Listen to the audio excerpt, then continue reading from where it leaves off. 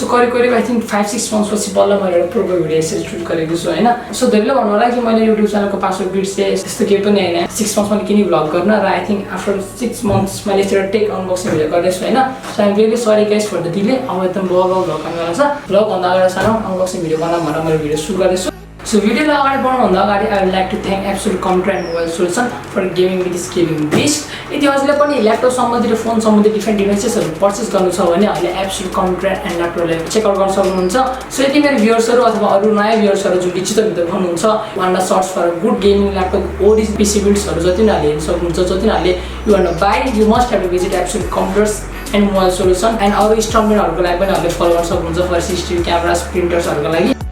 So यति अहिले मेरो च्यानल एकचोटि वर्ष अगाडि फलो गर्नुहुन्छ भने हामीले थाहा नै होला कि मैले पहिला टेक अनबक्सिङ र टेक रिभ्यूहरु गर्थे हैन किनकि अहिले पहिला देखिसक्नु भयो होला सो यदि हेर्नु भएन भने तल लिंक डिस्क्रिप्सनमा छ बट टुडे आज एकदम बल अनबक्सिङ हुन छ in this video I am gonna unbox the gaming Bisht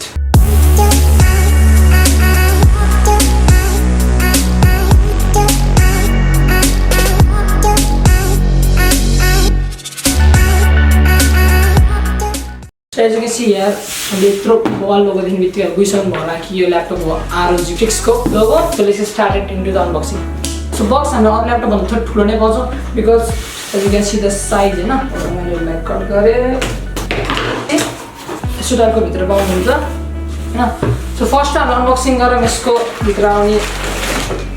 back कभरमा ROG को यो strix को लागि एउटा छुट्टै गेमिङ ब्याकप्याक आउँछ So this is the Asus को ROG bag. First impression of this bag is I like to let it side में. So अब हामीलाई box में एउटा second main box दिएको छ जुन कि यो laptop को box र I think यो बहुत भारी छ यो. So यो हो ROG strix को main bag. अब हामी यसमा चेक गरौँ चाहिँ यसमा के पाउँछौँ हामीले. मलाई ROG बाट के दामी लाग्छ भने हैन यो ल्यापटप हैन अन घुम्नु थियो. माइ ल्यापटप बाहिर आउँछ के त्यो laptop So this is the main laptop the side बाट अब हाम्रो पाछमा अरु बक्स कन्टेन्ट यसमा एकदमै धेरै सो म सोच्दै अनबक्स गर्दै आउँछु त्यो बिचकोमा हामीले खोल्यौं भने हामी पाउँछौँ एउटा यसको वेबक्याम र कुछ ट्युटोरियल्सहरु अनि साइडमा हामीले पाउँछौँ यसको ROG को चार्जर 240 वाट सम्मको छ त्यो साइडमा हामीले पाउँछौँ एउटा गेमिङ माउस सुरुमा हामी अनबक्सिङ गरौँ यो गेमिङ माउसको ओके यहाँ कुछ ट्युटोरियल भयो त्यसपछि जुन कि स्ट्राइपको छ हैन as you can see so next हामीले पाउँछौँ ROG को वेबक्याम जुन कि आई थिंक 1080p वाला क्वालिटीको होला ओके सो फर्स्टमा निक्लेर आउँछ यो हाम्रो यो म्यानुअलहरु वाउ प्याकेजिङ गएको छ so this is the ROG को वेबक्याम किन पाउँछ हाम्रो बक्समा वेबक्याम र mouse so let's get into the laptop So laptop हाम्रो कुछ यस्तो टाइपको छ हैन यहाँ लेखेको छ लगभग के ल्यापटपको फीचर्स अनि अरु कुराहरुमा जस्तै on for your display light it up with Asus all other liquid metal thermal compound अनि हामी निकाल्दियौ यस्तो निकाल्दा यति धेरै स्याटिस्फाइङ लाग्छ हैन त्यसैले यसको पनि यस्तो स्याटिस्फाइङ लाग्छ कि हैन सो ल्यापटपहरु कुछ यस्तो टाइपको छ यहाँ हाम्रो छ मेटलको हो आई थिंक यो एल्युमिनियमको बिल्ड जस्तो राख मलाई तल हामी पाउँछ हामीले एकदम धेरै खुलेको भेन्ट्सहरु यहाँ लेखेको छ फर दोज हुड एयर यहाँ हाम्रो छ दुईटा 1.5 वाटको स्पिकर्स ल्यापटप मलाई चाहिँ आई थिंक 2.1 केजी सम्मको वेट ला ल्यापटपको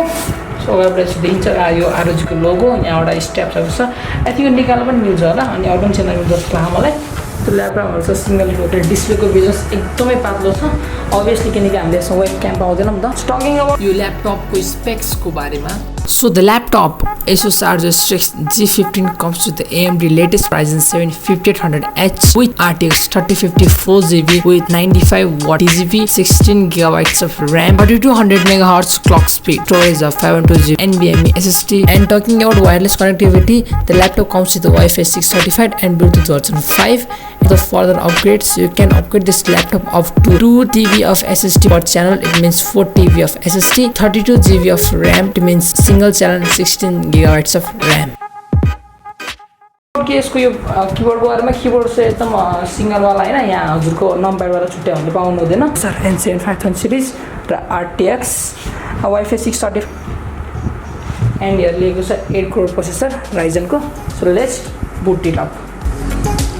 ल्यापटप मैले बुट गर्थेँ। आवाज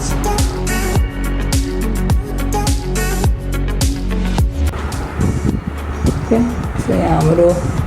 विन्डोजमा हामी आयौँ होइन। सो कुछ यस्तो टाइपको छ हाम्रो ल्यापटप होइन। तल नै हजुरले पाउनुहुन्छ यहाँ 8GB